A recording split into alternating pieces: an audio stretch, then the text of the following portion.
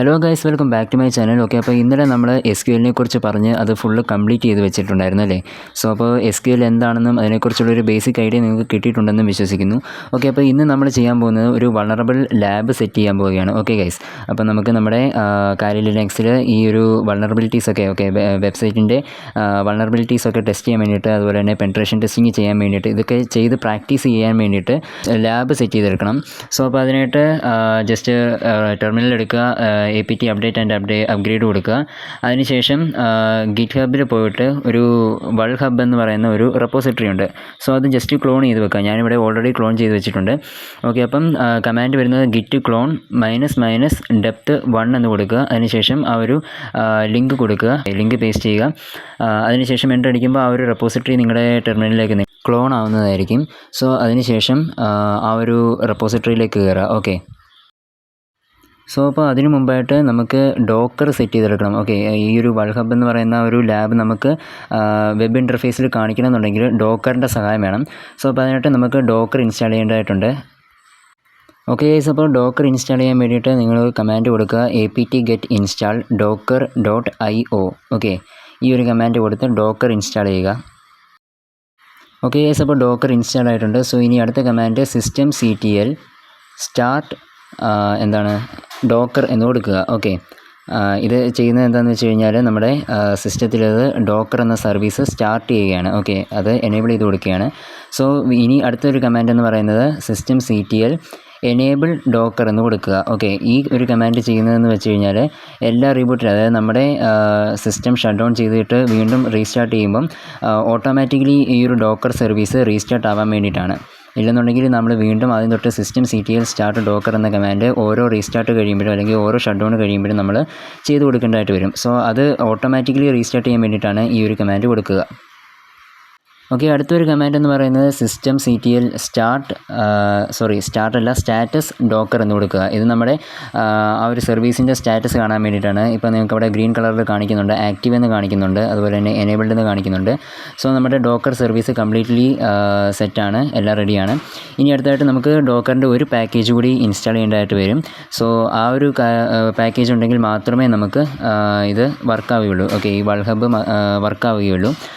Okay guys, അപ്പോൾ അതിനായിട്ടുള്ള command എന്ന് പറയുന്നത് apt get install docker compose എന്ന് കൊടുക്കുക. ഓക്കെ, ഡോക്കർ സ്പേസ് ഇല്ല, മൈനസ്. ഓക്കെ, ഡോക്കർ -compose എന്ന് കൊടുക്കുക, എൻ്റർ അടിക്കുക. സോ അതും കൂടി ഇൻസ്റ്റാൾ ചെയ്യുക. ഓക്കെ ഗൈസ്, അപ്പോൾ നമ്മുടെ ഇൻസ്റ്റാളേഷനും കാര്യങ്ങളും എല്ലാം കഴിഞ്ഞിട്ടുണ്ട്. സോ ഇനി നമുക്ക് അടുത്തതായിട്ട് നമ്മുടെ ലാബ് ഓപ്പൺ ചെയ്യണം അല്ലേ. സോ അപ്പോൾ അതിനായിട്ട് നമ്മൾ മുമ്പേ ക്ലോൺ ചെയ്ത് വെച്ചിരുന്ന ഒരു റെപ്പോസിറ്ററിയിലേക്ക് കയറുക, cd സ്പേസ് വൾ ഹബ് എന്ന് കൊടുക്കുക. ഓക്കെ, അവിടെ നിങ്ങൾക്ക് കൊടുത്തതിന് ശേഷം നിങ്ങൾക്ക് LS അടിച്ച് നോക്കിയാൽ നിങ്ങൾക്ക് ഇതാ ഇവിടെ ഒരുപാട് ലാബ് കാണാൻ സാധിക്കും അല്ലേ. ഇതൊക്കെ നമുക്ക് ഇഷ്ടം പോലെ വൾണറബിലിറ്റീസ് സെറ്റ് ചെയ്ത് വെച്ചിരിക്കുന്നതാണ്. സോ ഇതൊക്കെ നമുക്ക് പ്രാക്ടീസ് ചെയ്യാൻ സാധിക്കും. ഓക്കെ, അപ്പോൾ ഈ ഒരു ലാബൊക്കെ നമുക്ക് ഓപ്പൺ ആക്കണമെന്നുണ്ടെങ്കിൽ നിങ്ങൾ ആദ്യം ഏതെങ്കിലും ഒരു ലാബ് ആദ്യം സെലക്ട് ചെയ്യുക. ഞാൻ ഇവിടെ എലാസ്റ്റിക് സെർച്ച് എന്ന ഒരു ലാബാണ് എടുക്കുന്നത്. ഓക്കെ, അപ്പോൾ cd സ്പേസ് എലാസ്റ്റിക് സെർച്ച്, അതുപോലെ തന്നെ ആ ഒരു വൾണറബിലിറ്റിയുടെ പേര് അവിടെ സ്പെസിഫൈ ചെയ്യുക. ഓക്കെ, ആ ഒരു ഡയറക്ടറിയിലായിരിക്കും നമ്മുടെ ഒരു ലാബ് ഉള്ളത്, ആ ഒരു വെബ് ഇൻ്റർഫേസ് ഉള്ളത്. സോ ആ ഒരു ഡയറക്ടറിയിലേക്ക് കയറുക. അവിടെ നിന്നാണ് നമുക്ക് ഈ ഡോക്കർ സ്റ്റാർട്ട് ചെയ്യേണ്ടത്. ഓക്കെ ഗൈസ്, അപ്പോൾ നമ്മളങ്ങനെ ആ ഒരു ഡയറക്ടറിയിലേക്ക് കയറിയിട്ടുണ്ട്. സോ ഇനി നമുക്ക് ഇവിടെ ജസ്റ്റ് ഒരു കമാൻഡ് റൺ ചെയ്താൽ തന്നെ ആ ഒരു ലാബ് നിങ്ങൾക്ക് ഓപ്പൺ ആയിട്ട് വരുന്നതായിരിക്കും. സോ കമാൻഡ് ഇതാണ് ഡോക്കർ കമ്പോസ്.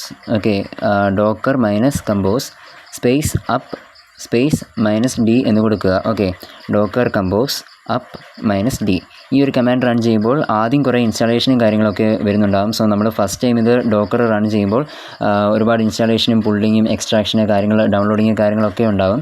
സോ കുറച്ച് ടൈം നിങ്ങൾ കൺസ്യൂം ചെയ്യേണ്ടതായിട്ട് വരും. ഓക്കെ, അതിനുശേഷം അവിടെ ഒരു സക്സസ് മെസ്സേജ് കാണിക്കുന്നുണ്ടായിരിക്കും. അതിനുശേഷം നിങ്ങൾ ബ്രൗസർ ഓപ്പൺ ചെയ്ത് ഒരു നമ്മുടെ പോർട്ട് നമ്പറും ലോക്കൽ ഹോസ്റ്റ് IP അഡ്രസ്സും കൊടുത്തു കഴിഞ്ഞാൽ ആ ഒരു ലാബ് നിങ്ങൾക്ക് ആക്സസ് ചെയ്യാൻ സാധിക്കുന്നതാണ്. Okay guys, after some times നമ്മുടെ ലാബ് ഇവിടെ സക്സസ്ഫുള്ളി സ്റ്റാർട്ട് ആയിട്ടുണ്ട്. സോ ഇനി നമുക്ക് ആ ലാബ് ആക്സസ് ചെയ്യാൻ വേണ്ടിയിട്ട് നമുക്ക് അതിൻ്റെ പോർട്ട് നമ്പർ ആവശ്യമുണ്ട്.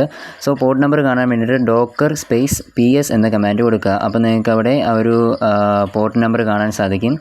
ഓക്കെ, ഞാൻ ജസ്റ്റ് ഒന്ന് ഫുൾ സ്ക്രീൻ ആക്കാം. ഓക്കെ, അതിനുശേഷം ഒന്നുകൂടെ ഞാൻ ജസ്റ്റ് കമാൻഡ് ഒന്ന് അടിക്കുകയാണ്. ഓക്കെ, അപ്പോൾ ഇവിടെ നിങ്ങൾക്ക് കാണാൻ സാധിക്കും പോർട്ട് നമ്പർ കാണുന്നുണ്ട്. ഓക്കെ, 9200 അതാണ് നമ്മുടെ പോർട്ട് നമ്പർ. ഓക്കെ, അതിൻ്റെ ഇപ്പുറത്ത് കാണുന്നത് നമ്മുടെ IP അഡ്രസ്സാണ്. ഓക്കെ, ലോക്കൽ ഹോസ്റ്റാണ്. സോ നമ്മൾ ജസ്റ്റ് ഒന്ന് കോപ്പി ചെയ്യുക. അതിനുശേഷം ഫയർഫോക്സ് ഓപ്പൺ ആക്കി അതിനകത്തേക്ക് ആ ഒരു എന്ത് ചെയ്യുക, ഒന്നുകിൽ 127.0.0.1 ആ ഒരു പോർട്ട് നമ്പർ കൊടുക്കുക. അല്ലെന്നുണ്ടെങ്കിൽ HTTP ലോക്കൽ ഹോസ്റ്റ് അങ്ങനെ കൊടുക്കാം. നിങ്ങൾക്ക് നിങ്ങളുടെ ഇഷ്ടം പോലെ എങ്ങനെയാണെന്ന് വെച്ചാൽ ചെയ്യാം. നമ്മുടെ IP അഡ്രസ്സ് അതിനകത്തേക്ക് വരണമെന്നേ ഉള്ളൂ. ഓക്കെ, നമ്മുടെ IP അഡ്രസ്സ് ആ ഒരു പോർട്ട് നമ്പർ വരണമെന്നേ ഉള്ളൂ. സോ അത്രയും കൊടുത്തു കഴിഞ്ഞാൽ നിങ്ങൾക്ക് അവിടെ ആ ഒരു ഇത് കാണാൻ സാധിക്കുന്നതായിരിക്കും. ഓക്കെ, നിങ്ങൾക്ക് ഇവിടെ കാണാൻ സാധിക്കും ആ ഒരു ലാബ് അവിടെ നമുക്കിപ്പോൾ ആക്സസ് ചെയ്യാൻ സാധിക്കുന്നുണ്ട്. സോ ഒരു വെബ് ഇൻ്റർഫേസ് ആണ് വന്നിരിക്കുന്നത്. ഓക്കെ, അപ്പോൾ ഈ ഒരു ലാബിനെ നമ്മൾ യൂസ് ചെയ്തതിന് ശേഷം ഫുള്ള് ക്ലോസ് ചെയ്യണമെന്നുണ്ടെങ്കിൽ, അതായത് ഈ ഒരു ലാബ് നമുക്ക് സ്റ്റോപ്പ് ചെയ്യണമെന്നുണ്ടെങ്കിൽ ജസ്റ്റ് ഡോക്കർ കമ്പോസ് ഡൗൺ എന്ന് മാത്രം കൊടുക്കുക, എൻ്റർ അടിക്കുക. ഓക്കെ, ഈ ഒരു കമാൻഡ് കൊടുത്തു കഴിയുമ്പോൾ ആ ഒരു ലാബ് ആ ഒരു പോർട്ട് നമ്പറിൽ നിന്നും സ്റ്റോപ്പ് ആവുന്നതായിരിക്കും. ഓക്കെ, സോ ഓക്കെ ഗൈസ്, അപ്പോൾ നമ്മളിവിടെ ഒരു വൾനറബിൾ ലാബ് തന്നെ സെറ്റ് ചെയ്ത് വെച്ചിട്ടുണ്ട്. സോ ഇതിൻ്റെ കൂടെ ചെറിയൊരു കാര്യം കൂടി ഞാൻ പറഞ്ഞുകൊള്ളട്ടെ. നമ്മുടെ ഈ ഒരു സെഷൻ, അതായത് വെബ്സൈറ്റ് ഹാക്കിങ്ങിൻ്റെ ഈ ഒരു സെഷൻ നമ്മൾ തൽക്കാലത്തേക്ക് സ്റ്റോപ്പ് ചെയ്ത് വെക്കുകയാണ്. ഇനി മുന്നോട്ടുള്ള ബാക്കിയുള്ള വീഡിയോസ് അപ്ലോഡ് ചെയ്യുന്നതായിരിക്കും. സോ വെബ്സൈറ്റിൻ്റെ ഈ ഒരു സെഷൻ നമ്മളിവിടെ തൽക്കാലത്തേക്ക് സ്റ്റോപ്പ് ചെയ്യുകയാണ്. സോ ഗൈസ്, ഇന്നത്തെ വീഡിയോ ഇവിടെ വെച്ച് വൈൻഡപ്പ് ചെയ്യുന്നു. വീഡിയോ ഇഷ്ടപ്പെട്ടാൽ ലൈക്ക് ചെയ്യുക. ഇനിയും വരാനിരിക്കുന്ന വീഡിയോസിൻ്റെ നോട്ടിഫിക്കേഷൻ കിട്ടാനായി ചാനൽ സബ്സ്ക്രൈബ് ചെയ്ത് ബെല്ലൈക്കൺ എനേബിൾ ചെയ്യുക. പുതിയ വീഡിയോയുമായി ഞാൻ വീണ്ടും വരുന്നവരെ എല്ലാവർക്കും ഗുഡ് ബൈ.